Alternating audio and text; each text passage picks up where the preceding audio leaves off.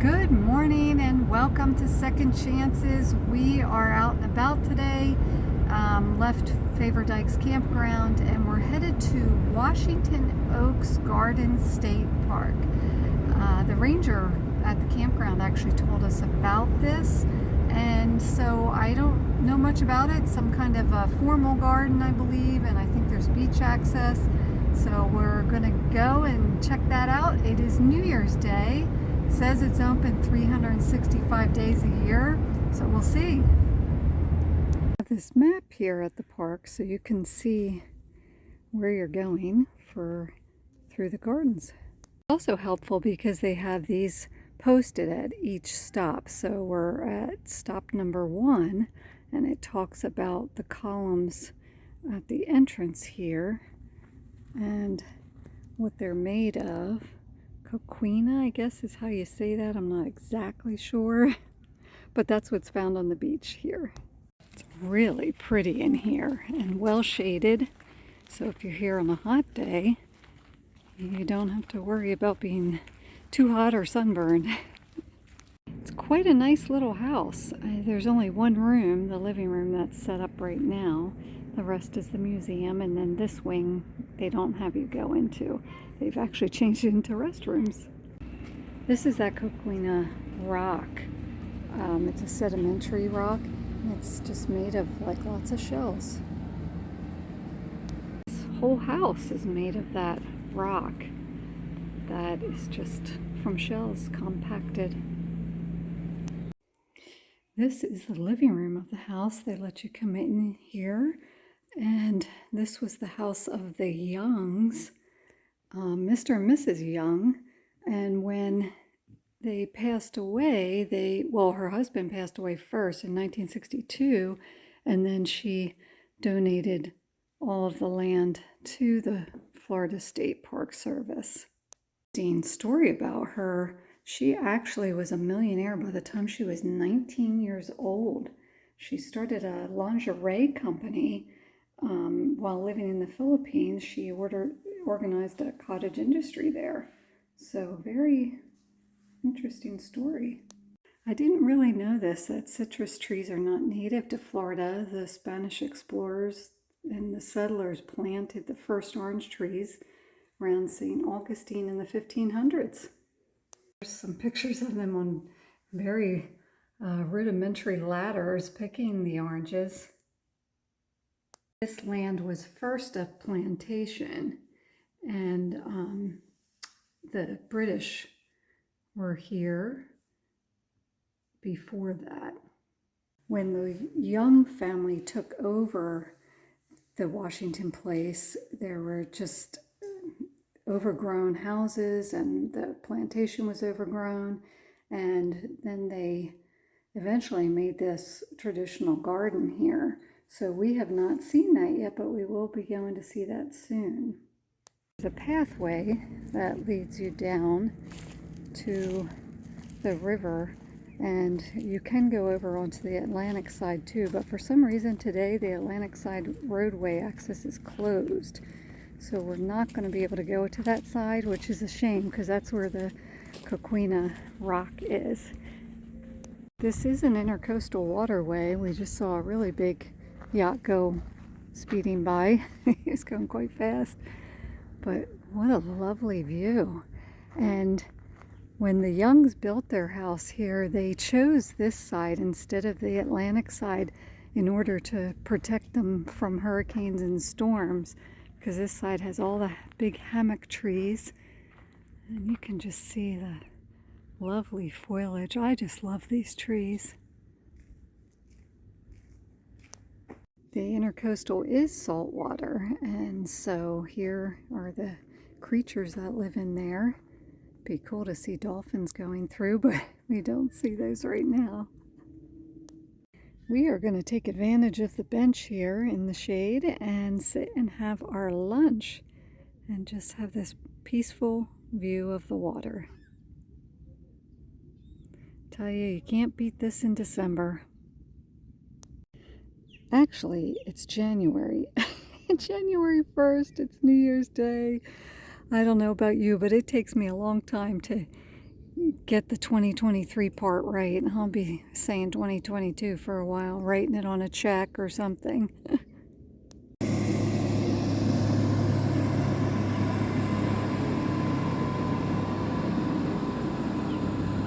Now we continue up the path towards the formal gardens.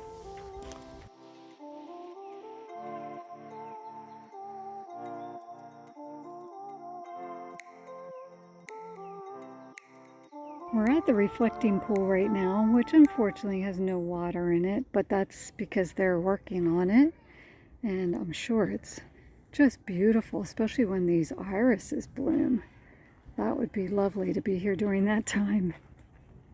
Pretty benches to sit on, and you can just enjoy the view and take a little rest. Here we come up to number 3 of the plaques here.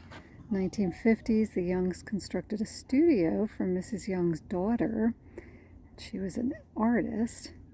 Today, the building serves as a private residence for the park staff.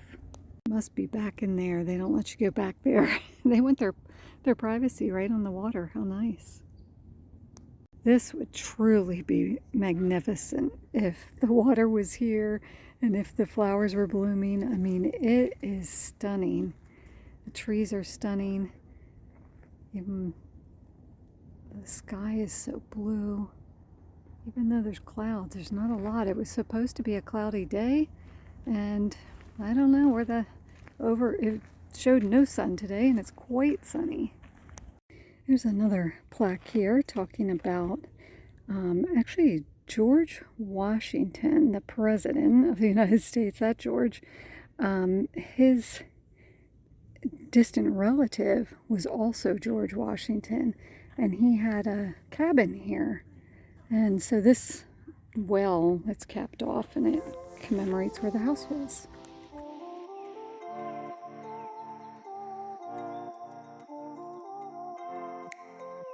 It's another lovely live oak. They're just magnificent trees. There's our turtle.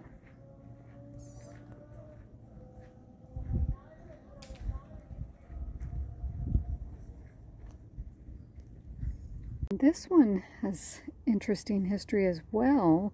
St Augustine is the birthplace of our nation's citrus industry. I didn't know that, so that's interesting to know. And here's some pictures of the folks that lived here. And Mr. Young, he would sell citrus in front of his office. And this live oak is amazing because there's cactus growing up there. And here comes Mr. Turtle that I was just taking the video of. He's following us now. He came around the corner. He's just living his best life. He's probably like, where did they take all the water from the reflecting pools? Interesting that there's a lot of plants here that got hit by frost. That cold snap that took over the whole nation hit here in St. Augustine as well, so it's a shame. These all look a little bit pathetic. Number 5 talks about the formal gardens that Mrs. Young had, and after the death of her husband, it went to the Florida Park Service and then officially opened as the park in 1964. Here's the greenhouse that was restored. It was originally put up in the 1940s, and now it has like cactus and succulents. There's another little garden. And then you come over here, we're at number 6 now, which talks about the greenhouse. And it was a prefab kit. And this is where Mrs. Young kept her orchids. They have a band shell here. They do some activities, a big lawn area. That would be nice to take in a concert or something here. So number 7 is the log building that was Mr. Young's office. Just a small structure. And right now it's used as a gift shop. And there it is. That used to be his office. So this is interesting. They had built a caretaker's residence, and one of their employees was with them for 45 years. This man, he was their cook, their chauffeur, groundskeeper, and he also had a smokehouse attached to his residence. And I'll show you his residence over here.